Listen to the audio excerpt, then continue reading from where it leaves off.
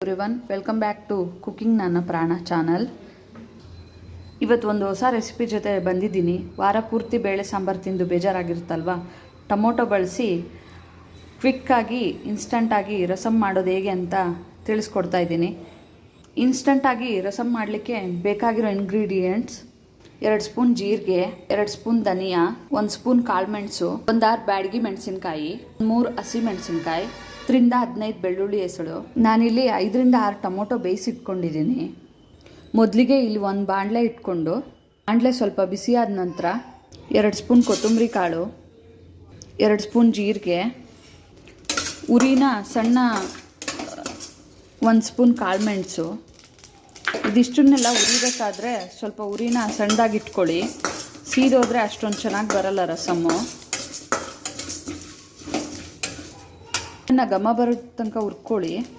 ಇದ್ರ ಜೊತೆಗೆ 3 ಹಸಿಮೆಣಸು ಬೆಳೆಸ್ತಾ ಇದ್ದೀನಿ, 8 ಮೆಣಸಿನ್ಕಾಯಿ ಬೆಳೆಸ್ತಾ ಇದ್ದೀನಿ ನಾನು ಖಾರಕ್ಕೋಸ್ಕರ. ಜೊತೆಗೆ 10ರಿಂದ 15 ಬೆಳ್ಳುಳ್ಳಿ ಹೆಸರು ಯೂಸ್ ಮಾಡ್ತಾ ಇದ್ದೀನಿ.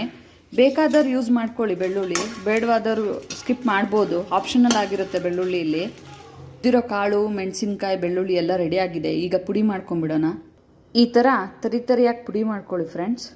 ಇದ್ರ ಜೊತೆಗೆ ಸ್ವಲ್ಪ ಹುರಿದಿರೋ ಕರಿಬೇವು ಕೂಡ ಹಾಕ್ಕೊಳ್ತಿದ್ದೀನಿ ನಾನಿಲ್ಲಿ 5ರಿಂದ 6 ಟೊಮೊಟೊ ತೊಗೊಂಡು ಬೇಯಿಸಿಟ್ಕೊಂಡಿದ್ನಲ್ಲ ಫ್ರೆಂಡ್ಸ್, ಅದನ್ನ ಇವಾಗ ಪ್ಯೂರಿ ಥರ ಮಾಡ್ಕೊಳ್ತಿದ್ದೀನಿ. ಮಿಕ್ಸಿ ಮಾಡಿಕೊಂಡು ಪ್ಯೂರಿ ಮಾಡ್ಕೊಂಡ ನಂತರ ಒಲೆ ಮೇಲೆ ಒಂದು ಪಾತ್ರೆ ಇಟ್ಕೊಂಡು 1-2 ಸ್ಪೂನ್ ಎಣ್ಣೆ, 1 ಸ್ಪೂನ್ ಸಾಸಿವೆ ಎಲ್ಲ ಚಿಟಪಟ ಸಿಡಿದ ನಂತರ 1-2 ಕಡ್ಡಿ ಕರಿಬೇವು.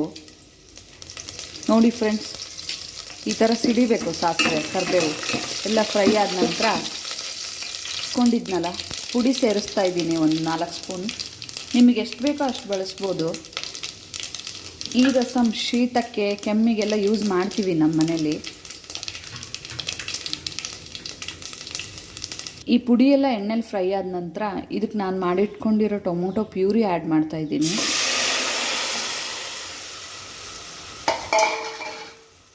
ಟೊಮೊಟೊ ಪ್ಯೂರಿ ಆದ ತಕ್ಷಣ ನಾನಿಲ್ಲಿ ಸ್ವಲ್ಪ ಬಾಯಿಗೆ ಸಿಗಲಿ ಅಂತೇಳಿ ಕಾಯಿ ತುರಿ ಯೂಸ್ ಮಾಡ್ತಾ ಇದ್ದೀನಿ. ನಿಮಗೆ ಬೇಕಾದರೆ ಯೂಸ್ ಮಾಡ್ಕೊಳ್ಳಿ, ಇಲ್ಲಾಂದರೆ ಸ್ಕಿಪ್ ಮಾಡಿ.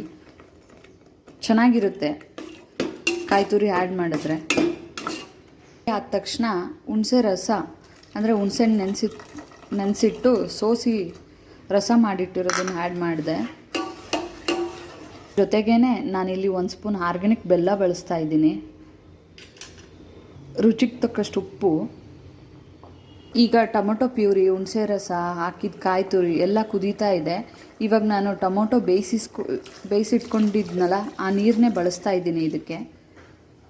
ನಾನಿಲ್ಲಿ ಕುಡಿಲಿಕ್ಕೂ ಬೇಕು ಅಂಥೇಳಿ ಸ್ವಲ್ಪ ನೀರಾಗೆ ಮಾಡ್ಕೊಳ್ತಾ ಇದ್ದೀನಿ. ನಿಮ್ಗೆ ಹೇಗೆ ಬೇಕೋ ಆ ಥರ ಕನ್ಸಿಸ್ಟೆನ್ಸಿ ಮಾಡ್ಕೋಬೋದು. ಇಲ್ಲಿ ನಾನು ನೀರು ಹಾಕಿದ ನಂತರ ಇದ್ರ ಜೊತೆಗೆ ಸ್ವಲ್ಪ ಹೆಚ್ಚಿಟ್ಕೊಂಡ್ರೆ ಕೊತ್ತಂಬರಿ ಹಾಕ್ತಾ ಇದ್ದೀನಿ. ಆ ಫ್ಲೇವರ್ ಕೂಡ ಆ ರಸಮ್ ಜೊತೆಗೆ ಹೊಂದಾಣಿಕೆ ಆಗಲಿ ಅಂತೇಳಿ. ಈಗ ರಸಮ್ ಕುದಿಯೋಕ್ಕೆ ಬಂದಿದೆ. ಅದ್ರ ಜೊತೆಗೇ ನಾನು ಒಂದು ಕಡಾಯಿ ಇಟ್ಕೊಂಡು ತುಪ್ಪದ ಒಗ್ಗರಣೆ ಕೊಡೋಣ ಅಂತಿದ್ದೀನಿ. ಕಡಾಯಿ ಬಿಸಿ ಆಗ್ತಿದೆ. ಬಿಸಿ ಆದ ತಕ್ಷಣ 2 ಸ್ಪೂನ್ ತುಪ್ಪ ಹಾಕಿ, ತುಪ್ಪ ಬಿಸಿ ಆದ ತಕ್ಷಣ 4 ಒಣಮೆಣಸಿನ್ಕಾಯಿ ಹಾಕ್ತಾಯಿದ್ದೀನಿ. ಈ ಒಗ್ಗರಣೆನ ರಸಮ್ಗೆ ಆ್ಯಡ್ ಮಾಡ್ತಾಯಿದ್ದೀನಿ. ಈಗ ಒಂದು 10 ನಿಮಿಷ ರಸಮ್ ಕುದಿಸಿದ್ರೆ ಆಯಿತು, ರಸಮ್ ರೆಡಿ ಆಗುತ್ತೆ. ಈ ರಸಮ್ನ ಕುಡಿಲೂಬಹುದು, ಅನ್ನದ ಜೊತೆ ಸಿಂಪಲಾಗಿ ಊಟ ಮಾಡಲಿಕ್ಕೂ ನಡೆಯುತ್ತೆ. ಕುದೀತಾ ಇದೆ ಫ್ರೆಂಡ್ಸ್ ರಸಮ್ ರೆಡಿ ಆಗಿದೆ ಫ್ರೆಂಡ್ಸ್. ಈ ವೆದರ್ಗೆ, ಈ ಮಳೆಗಾಲಕ್ಕೆ ತಕ್ಕಂತೆ ರಸಮ್. ಈ ರೆಸಿಪಿ ಇಷ್ಟ ಆದಲ್ಲಿ ದಯವಿಟ್ಟು ಲೈಕ್ ಬಟನ್ ಒತ್ತಿ, ಸಬ್ಸ್ಕ್ರೈಬ್ ಮಾಡಿಕೊಂಡು ಬೆಲ್ ಬಟನ್ ಒತ್ತೋದು ಮರಿಬೇಡಿ. Thank you friends.